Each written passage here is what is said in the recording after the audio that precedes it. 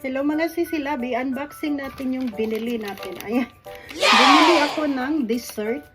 Ito masarap to mga sisilab. Kahapon, bumili din ako. Kaso lang, may kahati ako kahapon mga sisilab. Kaya konti lang yung nakain ko. So, dumaan na naman ako doon. Nakita na naman ako ng cashier na bumili ng ganito. Ayan, napaka-yummy niya mga sisilab. Super yummy. Dito yan sa Shiroy Kumo. Ayan, may cream po yan sa loob. Kaya mamaya, kainin natin. So, next natin i-unboxing. Ito.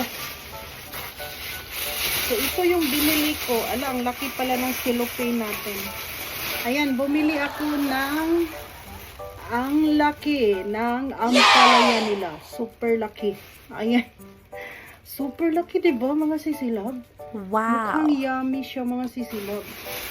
And then, ito yung in-order ni Susan Gabiana. Hala, nadamihan ko. Si Susan yung order mo. Anim na. Ayan, wakami. Wakami. Ito yung ilalagay sa kanin. Tapos maging rice bowl siya, mga sisilab. Ganyan yung ano niya, rice bowl. Kahit wala ka ng ulam, pwede mo itong kainin. Wow. Pwede mo siyang ilagay sa kanin na hindi ka na mag-ulam. So, ito naman, garlic flavor. Ito po ay chahang po sa Japan. So, sa atin, sinangag na kanin. Ito ilalagay. So, nandyan yung paano natin gagawin. So, ito yung in-order ni Susan Gabiana. 3 yung kinuha ko si Silab. Ayan, ito, garlic flavor. Ito naman, crab flavor. Crab flavor siya. Ayan.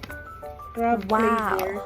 And then, ito naman is, siya, may shrimp at saka may egg. So, pag nagluto ka mga sisilab, ganito lang lulutuin mo.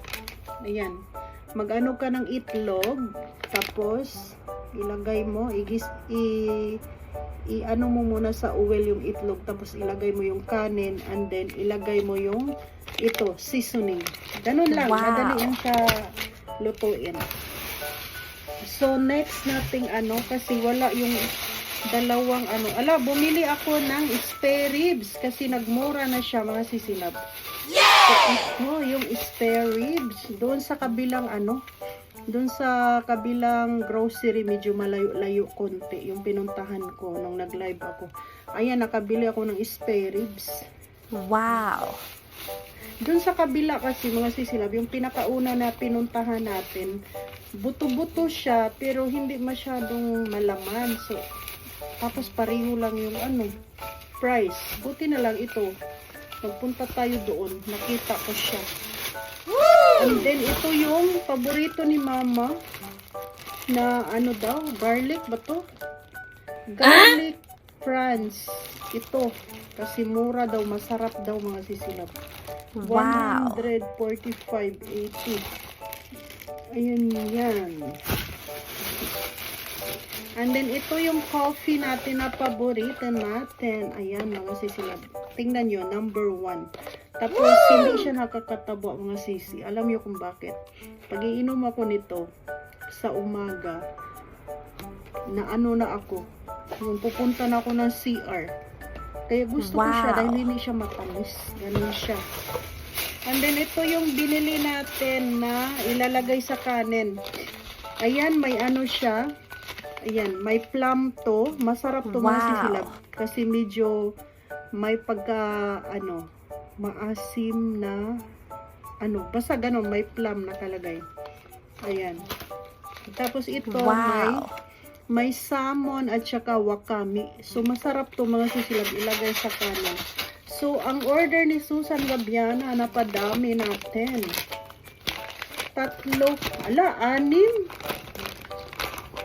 Okay lang ba? 6. Halaka. Okay lang yan. Much money na. Napa-6 siya. 3 yung yung rice bowl, and then 3 yung para sa ating sinangag. So, natin kung magkano. Nandito yung, ayan, ang dami kong resibo. Wow. So, magkano yung Yung garlic prawns, nasa 135. 145. Ito naman yung sa ano natin, sa coffee, 429. So, dito, sa Yamazawa, doon sa pinuntahan ko mga sisilab, mahal talaga doon. Kung yung binili ko, nasa 800 na mahigit yung babayaran natin. So, ito yung ano, wakami, nasa 116 or 120. Ayan, 120.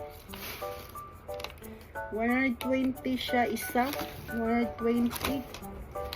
Ayan, 120 ang isa mga sisilab.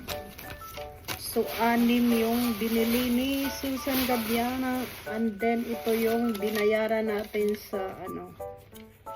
Ayan. So, ilagay natin sa ating mahiwagang cellophane dahil order po niya to.